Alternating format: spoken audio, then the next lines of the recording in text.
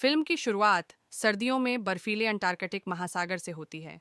एक विशाल जहाज जमे हुए समुद्र में फंसा हुआ है। कप्तान अपनी पूरी कोशिश करता है कि जहाज और यात्रियों को सुरक्षित बाहर निकाला जा सके, लेकिन ठंड इतनी बढ़ रही है कि बच पाना लगभग असंभव हो गया है। एक बर्फीली, तूफानी रात में उन्हें किसी की चीख सुनाई देती है। कप्तान और उसके साथी उसे बचाने जाते हैं। वह आदमी रोते हुए विनती करता है, कृपया या तो मुझे यहाँ से ले जाओ या मुझे मार दो। मुझे यहाँ तड़पने मत छोड़ो। कप्तान उसकी हालत देखकर उसे जहाज पर ले आता है, लेकिन जैसे ही वे उसे जहाज पर लाते हैं, एक भयानक दैत्य उनके जहाज की तरफ बढ़ता हुआ दिखाई देता है। वह दैत्य उसी आदमी के पीछे था।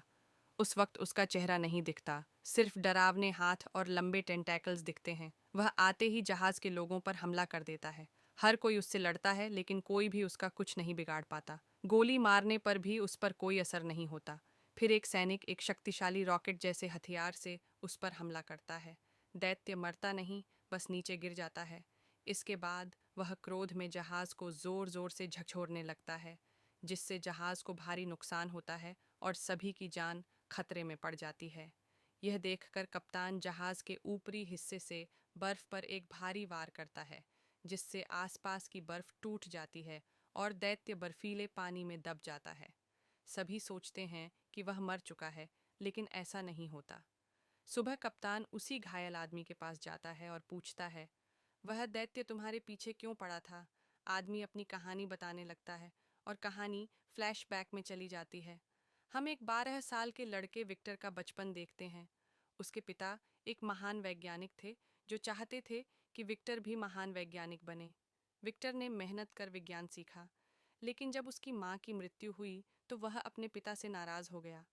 वह चिल्लाकर पूछता है, इस विज्ञान का क्या फायदा जो हम अपनी माँ को भी बचा नहीं सके? उसके पिता कहते हैं, हम किसी मृत व्यक्ति को वापस जीवन नहीं दे सकते, यह हमारे बस से बाहर है। लेकिन यहीं से विक्टर के मन में एक नया जुनून जन्म लेता है, मृत लोगों को जीवित करने का। वह दिन रात अनुसंधान में लग जाता है। इसके बाद फिर से वर्तमान में दैत्य पानी से बाहर आता है। इतनी ठंड से उसे कोई फर्क नहीं पड़ता। फिर कहानी वापस अतीत में लौटती है। विक्टर बड़ा होकर 30 साल का होता है और वह खोज लेता है कि इंसानी अंगों और बिजली की शक्ति से वह मृत व्यक्ति को जीवित कर सकता है। वह व्यापारियों को एक मीटिंग में दिखाता है कि उसने आधे इंसान को मशीन से जिंदा कर दिया है। यह देखकर लोग डर जाते हैं और कहते हैं कि विक्टर भगवान को चुनौती दे रहा है।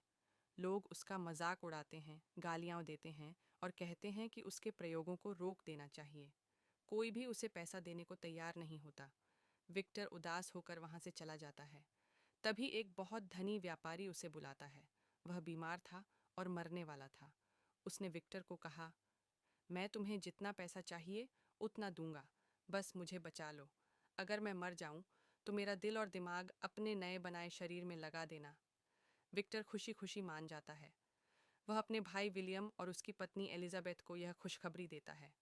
एलिजाबेथ उसे चेतावनी देती है, विज्ञान का इस्तेमाल करो, भगवान बनने की कोशिश मत करो। विक्टर एक दूर सुनसान महल में अपना प्रयोगशाला बनाता है। वहां वह वर्षों तक प्रयोग करता है। वह युद्ध के मैदानों से मृत सैनिकों की लाशें लाता है, उनके अंग निकालकर एक विशाल आकार के इंसान को जोड़ता है। किसी का दिल, किसी की आंखें, किसी की नाक, टुकड़ा टुकड़ा करके वह एक भयानक शरीर बनाता है। वह उसका नाम रखता है फ्रैंकस्टीन। पूरा शरीर बनाने के बाद वह बिजली की ताकत से उसे जिंदा करने की तैयारी करता है। एक दिन तेज तूफान आता है और बिजली के जोरदार झटके उस शरीर में पहुंचते हैं। तभी वही व्यापारी भी वहां आ जाता है और अपने लिए नया शरीर मांगता है। विक्टर इनकार करता है और बहस में व्यापारी मर जाता है। प्रयोग भी नाकामयाब लगता है।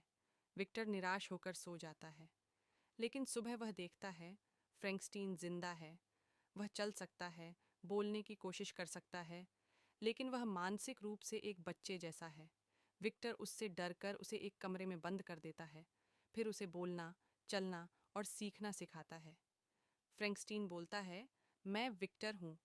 उसी समय उसका भाई और एलिजाबेथ वहाँ आते हैं। एलिजाबेथ फ्रैंकस्टीन को बच्चे की तरह समझाती है। पानी, हवा, आग। फ्रैंकस्टीन उसे समझता है, जिससे विक्टर को जलन होती है। गुस्से में वह एलिजाबेथ और भाई को वहां से भेज देता है। जाते समय वह महल में आग लगा देता है और एक विस्फोट में उसका पैर शरीर से अलग हो जाता है। उसे भाई बचाकर शहर ले जाता है, लेकिन फ्रैंकस्टीन आग से बच जाता है और बाहर भागकर दुनिया में भटकता रहता है। वह जंगलों में अकेला जीता है। लोग उसे देखकर मारने लगते हैं। वह छिपकर एक घर में लोगों को देखता है। एक दयालु बूढ़ा उसे इंसानों की भाषा और आदतें सिखाता है। फ्रैंकस्टीन उसे परिवार जैसा मानता है। बाद में घर आने वाले लोग उसे राक्षस समझकर गोली मार देते हैं और बूढ़े को ले जाते हैं। फ्रैंकस्टीन का दिल टूट जाता है। अब वह विक्टर को खोजता है। पार्टी में जाकर विक्टर को मारने की धमकी देता है। विक्टर उसे मारना चाहता है। तभी एलिजाबेथ विक्टर को बचाते हुए गोली खा लेती है और मर जाती है। फ्रैंकस्टीन उसे उठाकर ले जाता है क्योंकि वह उसे इंसान समझती थी। इसके बाद विक्टर को पछतावा होता है। वह फ्रैंकस्टीन को खोजते खोजते वर्षों तक उसका पीछा करता है। फ्रैंकस्टीन बचता रहता है। एक दिन वह विक्टर से कहता है, मुझे वो चीज़ दो, मुझे वो चीज़ जिससे तुम मुझे मारना चाहते हो। विक्टर डायनामाइट देता है, लेकिन फ्रैंकस्टीन मरता नहीं। इसके बाद वह विक्टर को मारने पीछे पड़ जाता है। इसी दौरान मदद के लिए वह कप्तान को बुलाता है। यही वह दृश्य था जहां फिल्म शुरू हुई थी। वर्तमान में फ्रैंकस्टीन अपनी कहानी सुनाता है। मैं कभी किसी को मारना नहीं चाहता था। मैं बस चाहता था कि विक्टर मेरे जैसा एक साथी बनाए। मुझे अकेले जीने के लिए मत छोड़ो। यह सुनकर विक्टर रो पड़ता है और मरने से पहले कहता है, तुम मेरे स्थान पर जीना और मुझे माफ़ कर देना। फ्रैंकस्टीन उसे माफ़ कर देता है। जहाज़ के लोग भी भावुक होकर रोते हैं। अंत में फ्रैंकस्टीन जहाज़ को मुक्त करके बर्फ से बाहर निकाल देता है। लोग बच जाते हैं और उसे धन्यवाद देते हैं, लेकिन जाते समय वह फिर अकेला रह जाता है। अब वह तय कर चुका है कि वह जीवन अकेले जिएगा। यही उसका भाग्य है।